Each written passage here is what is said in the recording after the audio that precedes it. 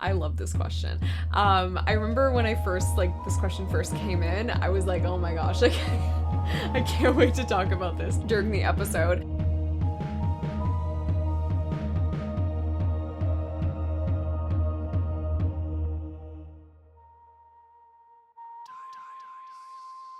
Welcome back to the Diaries of a Witch podcast. My name is Angelica Cresci, and I'm so excited that you're here today. Today we have a fun episode. We're going to be answering questions. I'm going to be doing a Q&A, and this is for the occasion of me reaching 100K followers on Instagram. I'm so excited about that. I started my page, my Angelica S. Cresci Instagram page in 2020, and I have been posting consistently ever since on that page, and I always wanted to reach 100,000 followers. I was always kind of like, I'm sure I can do it. Like, I believed in myself that I could do it, but obviously it's a big milestone. It takes a lot of work to have that happen. So I think over the last couple of years, it's been a goal, but like a goal that's like slightly out of reach, and we did it. It happened. Like maybe it was like right when Venus went back into Pisces, like last Wednesday, that's when it happened. And it was like such a perfect moment during the Venus retrograde when Venus ingresses back into Pisces.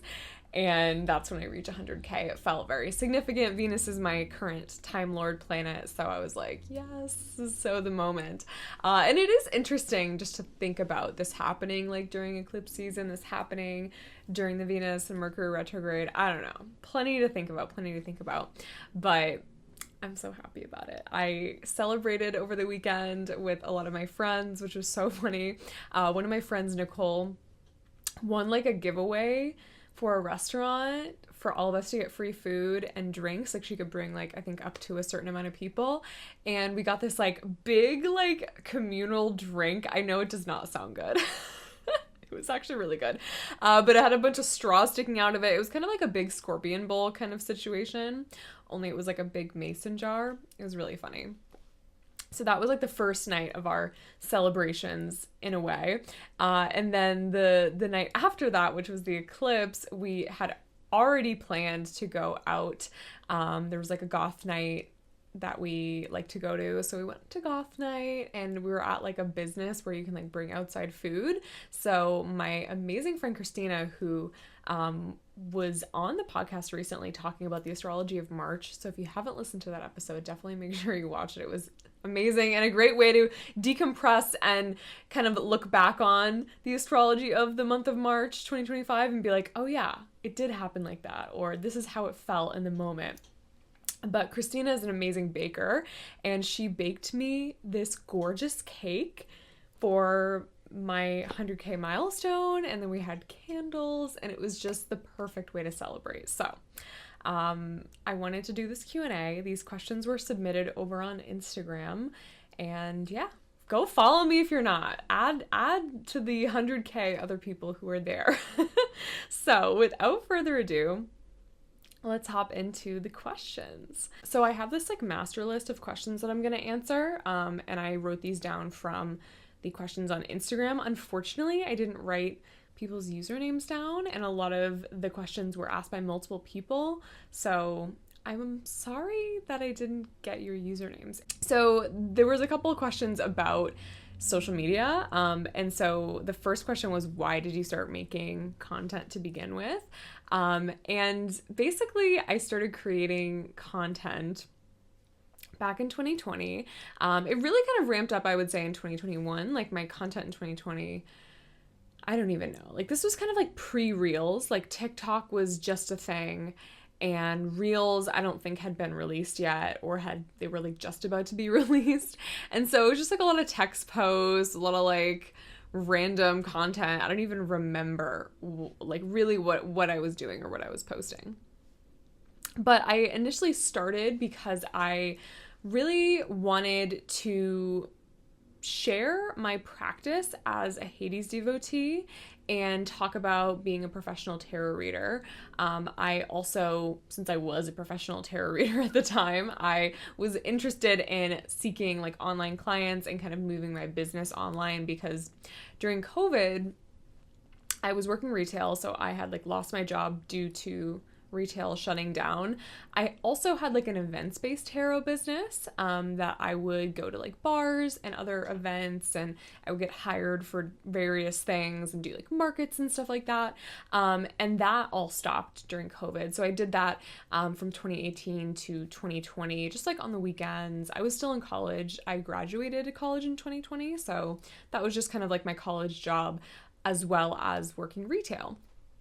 And so both of those streams of income kind of dissolved, it makes sense, right? I think a lot of people experience that.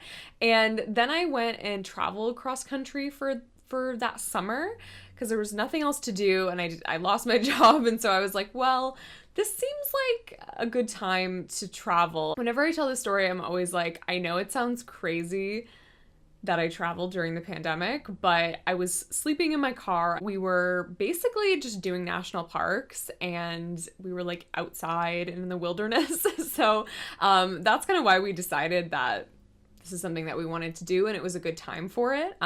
So we went and traveled. I ended up getting a job at a hotel out in Utah, and I worked there for a little bit, and that was really, really fun. It was like in Zion National Park. It was so fun. And then as we were leaving to come back to Salem, Massachusetts, I was like, you know what? I want to be like fully self-employed basically by the time we get back. And I had like a couple of weeks to make it happen. And I made it happen. I wasn't like fully self-employed in the sense that I was making a lot of money, but I was making some money. I had, reached some tarot clients at that time just from posting online for a couple of weeks. And I did like a podcast interview that got some clients my way and that sort of thing. So I was kind of like doing enough and throwing myself enough into the content creation that I was like, you know what, I'm going to see this through. Like, I'm going to actually do this, right? And then I think the next year, like Reels came out in 2021, if I'm not mistaken, or maybe like the end of 2020, Reels were kind of a thing. And that's what really like unlocked everything for me, because I really love video content, like short form video content. So that's really what started it all. The next question is, which of your posts has been your favorite? I think every reel that has gone viral for me like has a story, because it either gave me confidence to continue to say what I'm saying, or it provided me some type of opportunity. I think just when your reel goes viral as a content creator, you just feel validated. I mean, it can be really annoying, like, do not get me wrong, because typically your reels get shown, or like your videos or whatever, they get shown to like a small audience of people that are interested in that niche. And then once it gets up into like the hundreds of thousands of views, it starts getting pushed to like random people, or people that the algorithm like knows are going to disagree with you. At least this is what I think happens, because this is what happens with all of my videos. It's like the first couple hundred views, it's like everybody's happy. Everybody's like, wow, this is so great. And then like once it starts getting past like, like 500,000 views or something, it's like all the negative comments start rolling in from people who have, they don't care about what it is that I'm posting. It's just like cringe content for them, I guess, at that point. And so going viral is annoying for that reason. However, it can be really powerful. So I think right now my favorite video is my Hades chocolate cake video that I posted last Halloween. And it was one of those reels that converted people to followers really, really well. Like sometimes you'll have a viral reel and you will get no followers from it. There was just like something about the video that like people watched, but they didn't feel the need to like follow you. And so there was something about the Hades chocolate cake reel that made people want to follow me, which I love and I appreciate it. And a bunch of people DM me and tell me like, oh, I found you from that video. And it's just so funny to me. So I would say the Hades cake video. There was a viral video that I had like a couple of years ago about me with like one of my veils that I wear. Sometimes I veil during certain parts of the year, and so it was about veiling. And that one was like my first big, huge viral video. I think it had like 4 million views or something. And at the, like that was so validating to me. So that one also was very like life-changing in that way. The next question is, how has your relationship with Hades changed over the years? This is a great question. My relationship has changed a lot and grown a lot. And believe it or not, there's also been periods of my devotional relationship with Hades, which I've been a Hades devotee for about 10 years. There's been moments where I have felt not connected to Hades, and I've been able to navigate that. And so I feel like I've had like every side of the spectrum around Hades and our relationship and our practice. So I guess when I first started working with Hades, I was so interested in deity work and pagan deity work, and I really resonated with it, but I kind of was worried that I was like doing it wrong. I think everybody feels this way when they first start. And Hades was my first deity. He was like my first everything in a lot of ways in terms of like my pagan practice.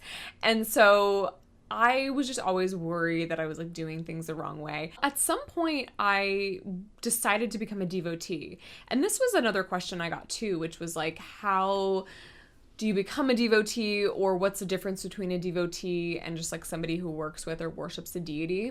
So for me, the way that I think about it, and it's different in every tradition, it's different sometimes when you're talking about like different types of paganism, different types of pantheons, etc. So this might not be the case for you, but this is how I think about it. So I think about it where when you are starting to connect with the deity, you are seeking that deity. You are a seeker.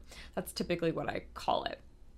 And you can become a seeker for as long as you want. And at some point, it kind of crosses over into like, oh, I work with this deity. This deity is a part of my practice. This deity is an ally. They're on my spirit team. You know, typically when you are like working with a deity, but you're not like a devotee of them, you're typically like working with or worshiping them for some type of specific reason, whether that is like they came to you and were like, hey, I need to, or I want to help you with this thing in your life, whether you went to them and you were like, hey, I want to worship you so that I can learn this lesson. There's lots of like casual relationships that you can have in pagan deity work. You know, not every deity that you worship or work with or have altars to or whatever it is, you don't have to be a devotee to all of them, right? And I would kind of recommend not being a devotee of all of them, because that, you know, devotee means I'm devoted to this deity. I like seal myself to them in a lot of ways, right? I'm like, it's kind of like a commitment thing. It's like getting engaged to a deity, if you will, right? Not like literally, but you are saying that you are going to show up in a devotional way. And so that's kind of the difference. And so I started out in the first couple of years of my deity work practice, just kind of seeking Hades, interacting with his energy. Pretty soon afterwards, I decided that I kind of wanted to skip the like just, oh, he's like an ally of mine phase. And I wanted to go straight into being a devotee of him, because I connected with him so deeply and I just felt like so profoundly like he was my father in a way. Like I have always been so connected to him. So I went from kind of being a seeker to pretty soon after that, deciding to become a devotee. And within that time, there were like small little moments where like I wasn't as connected to him. Like I remember when I was like early in college, I was kind of in this like relationship with this man that was like not good for me. And I just felt kind of like I was pulling back from Hades, and Hades didn't protest. Like he wasn't like, hey, no, you can't do that. He was like, cool, like I'll be here, just like find yourself, right? And then I ended up kind of coming back into that relationship and recognized, like coming back into my work with Hades. And, you know, just really recognizing what an ally he was in my life. And I appreciated his, you know, willingness to kind of let me feel out and figure out the relationship. And I was still, like, you know, connected to him and devoted to him, but there was a little bit of distance. And it actually makes me happy thinking about it, because there are some deity relationships that I have now where I'm kind of feeling that with, where it's like, I'm devoted to them, I am connected to them, I know that they're there for me, but I feel like I almost have to go on my own little, like, character arc over here without them. And I know that I will go back, and I know that we will have, like, a re-merging. So I also want to validate that too, that, you know, even if you've thought about the relationship for a long time, even if you've been working with a deity for a long time, it is really totally normal to have periods where that deity's energy is maybe not what you need.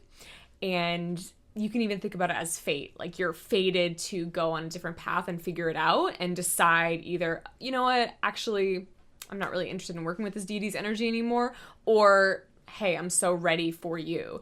And sometimes I feel like we're not ready to move forward on what the deity wants to teach us next. And I think at that time, when I was early in college, like, that's what was going on, is there was so many other things going on in my life, and I just maybe wasn't ready for what was next, what Hades wanted to do next, right? And then kind of like my later years of college, I really stepped back into the relationship, and that's when it started growing so exponentially.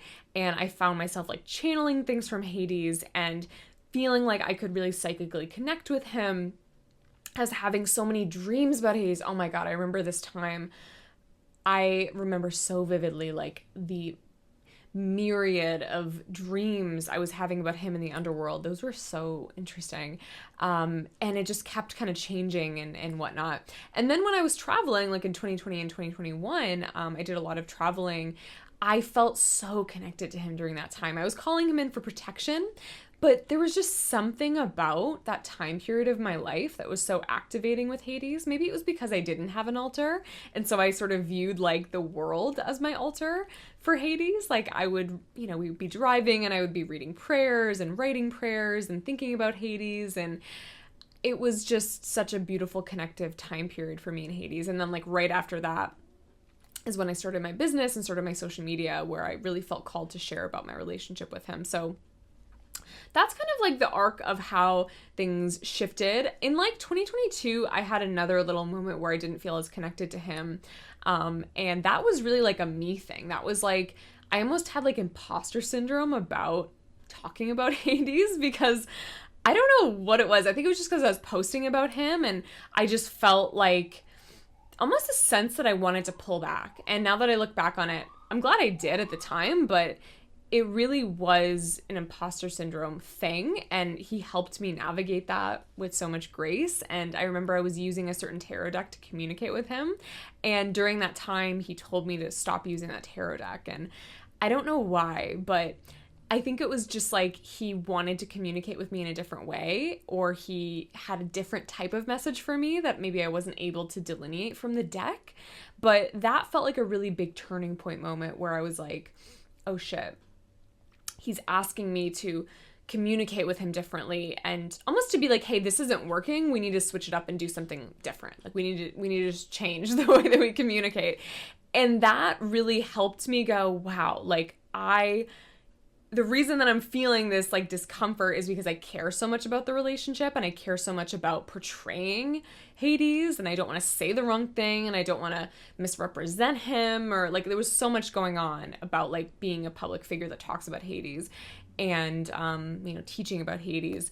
And after that, I was really able to come back with so much more confidence about talking about Hades and yeah, making content about Hades. So anyway, it's kind of a long-winded answer, but those were, like, that's like the evolution of my Hades journey, and I hope it was interesting. Like, I feel like that could have been a whole episode on its own. Would you ever cook for other gods or make more cooking content? So this is so funny to me, because I did not intend to become like a cooking person, or I did not even intend to be known for cooking for Hades. But I would say, especially in the last couple of weeks, I've been posting a lot of like cooking content or videos talking about the things that I've made for Hades, and I just feel like I've accidentally stumbled into this like hyper specific mini niche, which is like cooking for pagan deities or cooking for Hades. Like, I didn't choose this life chose me. I do love to cook. It is my probably biggest hobby outside of like content creation and witchcraft and writing. Writing is like my other huge hobby. I love cooking. I love baking. I do it all day, right? It's like my therapy.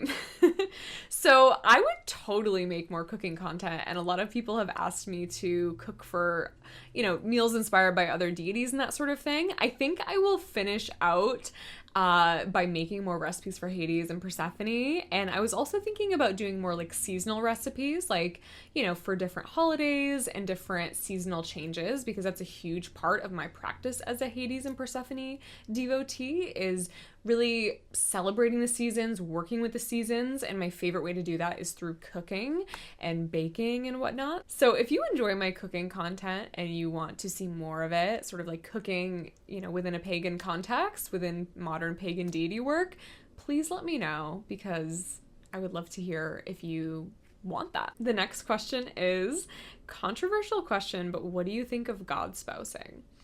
So I love this question. I remember when this question first came in, I was like, oh my gosh, I can't wait to talk about this during the episode. So God spousing, oh my goodness, where do I even begin with God spousing? There were a lot of things that happened in the ancient world that I don't think translate very well to the modern world. I am not a revivalist pagan. Like, I like looking at what the ancient practices were and thinking about them and seeing how I can kind of work with it in a modern context. Like, I like doing that. I'm not like, we need to do it exactly like them. And I bring this up because God spousing is sort of a thing in the ancient world where there were certain instances, like for example on Antisteria, there was a woman, I believe it was like the wife of the king of the city that this festival took place in, like the second day of Antisteria, the marriage festival, the sacred marriage, and she would be ritually married to Dionysus. However, I think in a modern context, this comes off, like if you are somebody who says that you are married to a deity, that you have a god spouse, right? I think this can come off as a little bit of a red flag or a little weird, or the people who are doing it can sometimes present themselves as like, oh, well, I'm better than you, or I am, this god cares more about me, or like, I think there was like a famous, don't quote me on this, but I've heard lore that there was like a famous witch talk where there was like some girl being like, oh my god, Hades likes me more than Persephone. No. I'm sorry. I don't think so.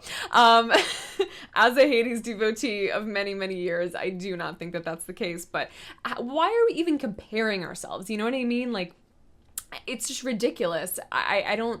It really makes me feel uncomfortable in a lot of ways. I'm not saying that God spousing inherently makes me feel uncomfortable, but I think that a lot of people who talk about God spousing are doing it in a way to be transgressive or to kind of have a holier than thou attitude about deity work, which is not theurgy. That is not the point of connecting with these deities. We don't connect with these deities to make ourselves feel superior. We connect with these deities to heal, to learn more about ourselves, to connect with the divine, to come closer to the divine, to learn the mysteries that they have to teach us, to let them be our teachers here on earth. And I don't think that God spousing is crucial or integral to doing any of that. You know what I mean? So I'm not a huge fan for those reasons. If you are somebody who does God spousing and that's like your thing, I respect you. I really do. I just feel like there are a lot of people who do it for shock value and to be pretentious. And if you are somebody who does God spousing and you're not doing those things, then great and amazing. I think the TLDR of my opinion on God spousing is that is something between you and that deity. That is something for your diary, not for Diaries of a Witch podcast, right? So that's my opinion on God spousing. The next question is, what are your biggest tips for growing a social media following? Honestly, you probably know what the answer is going to be, but it's glamour magic. Like, I really, really would not be here if glamour magic was not a thing. I really feel that way. Glamour magic is so powerful. And I remember doing glamour magic and starting glamour magic this summer before I made this page, right? The summer before I created my Instagram, I started to really seriously do glamour magic and work that into my daily routine. And I was specifically doing glamour magic on getting my work seen, getting tarot clients, and starting a social media platform that was successful. So I began setting the intentions for this way before I even started social media, right? Like, I was really building this up. It's kind of like how you cast a spell to like buy a house, you know, before you're even pre-approved to buy a house. You're like, okay, this is something that I want to do, so I'm going to start setting intention for it now. And it compounded in such a perfect way where, like, now here we are, you know what I mean? Especially on Instagram. And I am just so grateful for that and love that. I think with glamour magic, I would focus specifically on visibility spell work. And I actually have an entire workshop, like masterclass that I did called Opportunity Alchemy, all about how to use visibility magic and how you can begin the process of, you know, doing visibility magic for your social media or your projects, or to get jobs, or to get seen in whatever you're doing. So if you're interested in learning specifically visibility glamour magic, check out the show notes and get the Opportunity Alchemy workshop. The next question is, what are your favorite colors and why, and how do you work with them in your practice? So I love the color red. That's my color. That's my favorite color. That's like my brand color. I love red. And I remember like when I started using red in my brand, and I don't think that it was for a specific reason. Now, knowing color theory, red is a very visible color and it is used to grab attention. That's why like red stop signs are a thing, or like red lights are a thing, like at the, you know, intersection. So I, without even knowing, chose red because I thought it was just a really powerful color and it really spoke to me and it really felt like me and who I was. And I started to use that in my brand, as well as just like wearing a lot of red clothes and gathering a lot of red. So around 2020 is when or 2021, I think it was, is when I really started intentionally like having that and incorporating that into my brand. And I couldn't imagine my social media presence without that color. I also love like red lipstick. I think red looks really good on me. Like, it's just absolutely my favorite color. It's been my favorite color for a long time. I also love pink. I used to be way more into pink than I am now. I think I went from like pink into red. Like, I kind of graduated from pink, but I still love pink. Don't get me wrong. I just think red is more me. And then I also love black and white. I think like red, black, and white are my colors. Like, those are my colors. I love them. All of my clothes are, for the most part, red, black, and white. That's what I like to wear. I'm starting to get more into like light blue. I think that looks good on me. And like kind of like lighter, like cool pastels. I used to be really into pastels when I was younger, but like I was doing kind of like a pastel goth thing. I also love leopard print. It's not a color, but I'm Italian, so it's basically a neutral. Like, it is, in my opinion, part of the rainbow. Something interesting is my midheaven is in Scorpio, and then my business's birth chart, like my social media account's birth chart, has a Scorpio rising. I literally remember the first day that I ever posted something on social media, so I have the like exact birth time for my account. And it's a Scorpio rising, and Mars is the ruler of Scorpio. So my midheaven and my social media's ascendant sign is Scorpio. again, a Mars ruled sign, and red is a color that I would 100% associate with Mars and with Scorpio. So I think part of it is the fact that my midheaven, my fated career, and my business's ascendant are in Scorpio. The next question is, what is your favorite magical activity at the moment? I would say probably ritual bathing. I love ritual bathing because it's very relaxing, and oftentimes when I need witchcraft the most are the moments where I feel burnt out, or I feel like I need a rest, or I feel like I need to support myself in some way and go into my self-care toolkit. And like the first thing on the top of my self-care toolkit, other than like, did you eat and did you drink water, is like, okay, what type of like witchy stuff can you do to feel better? And so ritual bathing is so helpful in so many ways. It can be used for manifestation, it can be used for glamour magic, it can be used to cleanse and banish things, it can be used to uncross. Like you can do a spiritual bath for really any purpose. You can place energies onto you or wash away energies from you. So it is my go-to, and I find it just really regulating and really relaxing for me. So oftentimes, even if I don't really feel like doing a spell, or I just, at the end of a long day, I'm like, oh my gosh, I really need to do some self-care and do some magic, it is my go-to just because it's simple, it can be really powerful, and it's really relaxing. So I would say ritual bathing. The next question is, if we're not consistent with our daily practices, will the gods check out of the relationship?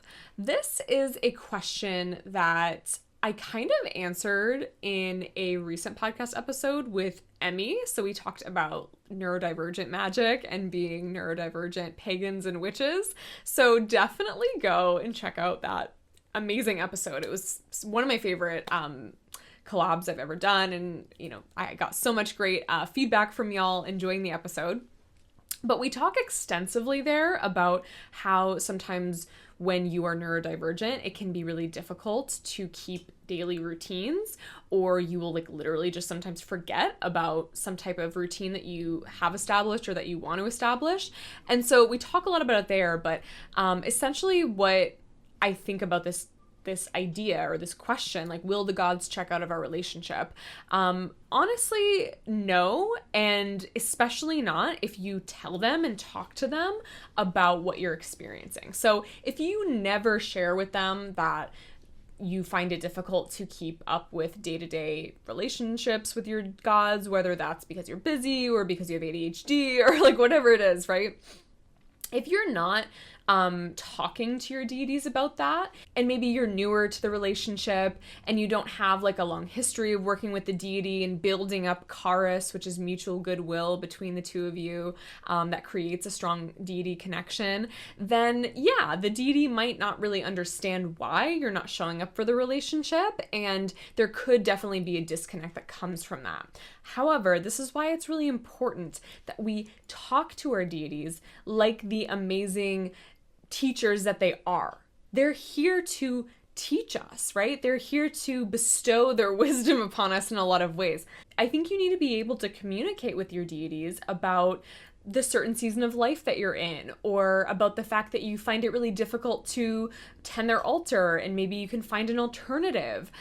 There are always alternatives, and there's always going to be something that works better for you in your practice. You might just not have found that yet. So maybe you're somebody who likes to have like a little pocket altar that you made out of fabric, or maybe you take like an Altoids tin and you make like a little altar for Hades with a tea light in it or something, and you carry it around with you. Maybe you're somebody who likes to keep a prayer book on you, and you can just open it up and read some prayers and poems that are written by you or by other people about the deity that you work with. You can do so many things, right? There's a million ways to work with a deity, and sometimes you just need to think out of the box of like what works for you, as well as telling your deity like, hey, I'm kind of really going through it right now, or my work schedule, is making it so that I don't have time for many things in my life. I think if you're honest and you want to approach it as like, so how else can we connect? Or how can I show up for you? Or how can I show you that I'm devoted to you? Then the conversation totally changes and everything shifts because of that. We're going to end with this fun question of, what does Hades look like to you? So, I am of the opinion that the gods will shift the way that they show up, the way that they present themselves, depending on what they know that you are going to resonate with, essentially. I know so many people who see Hades like in their mind's eye so differently than I do, and I love that and I honor that. So when he shows up in my mind's eye, he typically has like long, straight black hair. It kind of like cuts off like right before his shoulders, like right under his jaw. And he typically has a beard. I have had situations where he's showing up to me beardless in my mind's eye, but he typically has a beard. He typically has like kind of an angular face, angular features. He's usually wearing a black suit with a white button-down shirt, and it's a very nice suit. Like I can tell that it's very well made. It's very nice. Sometimes he's wearing a black shirt underneath, but it's typically a black suit, like formal wear. If I were to compare his physical appearance like to anybody, I would say he reminds me of like Adam Driver or Keanu Reeves. But yeah, it's kind of interesting. So I would love to hear how Hades shows up for you. So let me know. Thank you so much for watching and for listening. I really appreciate every single one of you, all of the listeners of this podcast, all of the subscribers on YouTube, and of course, the 100,000 of you on Instagram. Thank you. I also appreciate all of my patrons, and if you want to support my work even further and get access to exclusive content and live events, join my Patreon. We do so many cool things every month.